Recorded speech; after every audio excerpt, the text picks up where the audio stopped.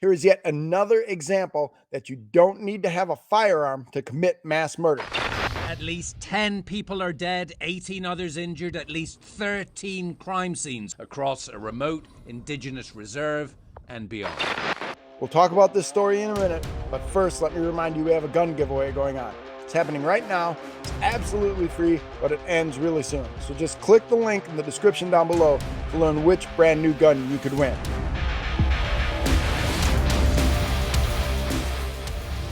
Okay, we've heard the news. It's been out there for a couple of days now. There was mass murder in Canada by two men stabbing other people. 28 people were stabbed so far. That's the numbers we've got so far. 10 were killed.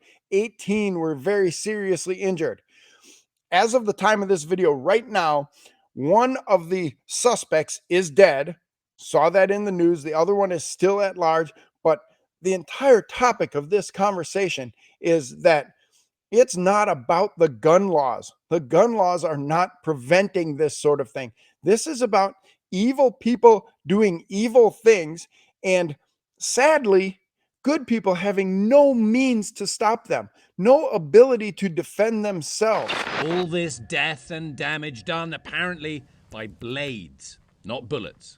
We don't even know exactly what sort of weapon. We know that it was a stabbing, so some sort of edged weapon was used for this. But multiple people across multiple locations were stabbed and slashed and killed. I read one news story where a family member of one of the victims said simply, she was butchered. So there was multiple people at these locations. There was opportunity for a good guy with a gun or a good woman with a gun to stop this assault. And taking away firearms does not take away evil. It does not stop evil people from doing evil things. And in the heat of the moment, the police aren't going to be there to protect folks. So yes, this happened in rural Canada on a Cree Indian reservation. So think about this for a minute. How long before the police could get there? And how much time did these two men have to stab people? Sometimes just randomly. Some people they believe were targeted. Some were just random victims who happened upon these two men who were on a killing spree. In cases where it's not easy, in countries where it's not very easy to get guns, we've seen stabbings before. We've seen them in Europe and in other areas. So that may be one explanation. And they decided to use what they had, and they killed 10 people and injured 18 and may have killed more. There's one suspect still out there on the loose, and they're considered armed and dangerous. And what the Canadian authorities are telling people to do is hide. Stay in your house. Just hide. And you know what?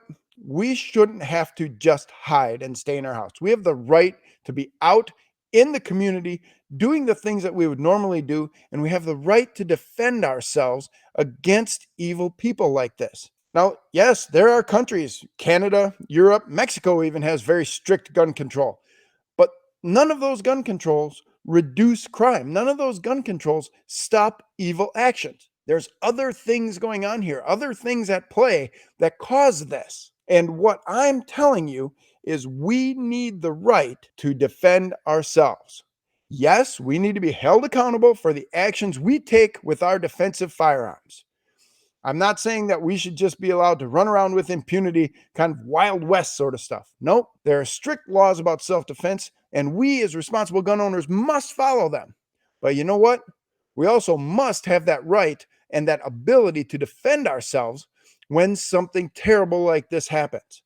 Think about how many lives are saved every year because a good person with a gun stops the actions of a bad person, whether that bad person has a gun or not.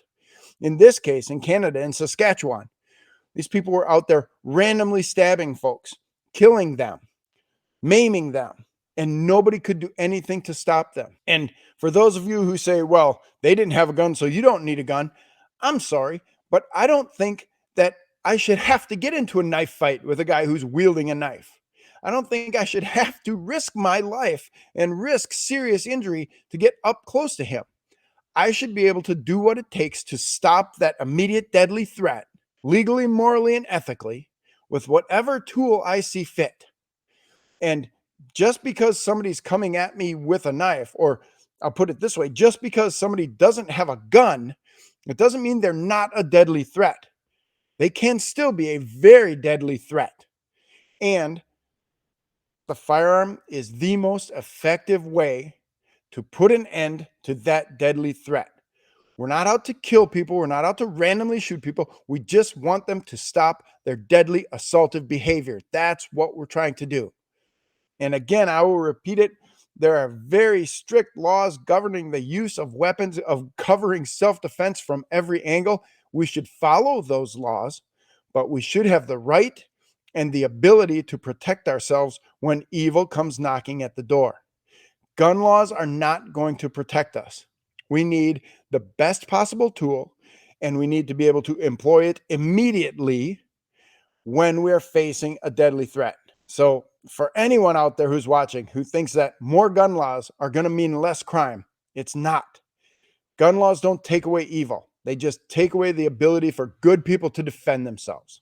Do you carry with a round in the chamber? Because if you don't, you need to watch this video right next to me, because it's dangerous not to, and I'll explain why. Yes, you should carry with one in the chamber.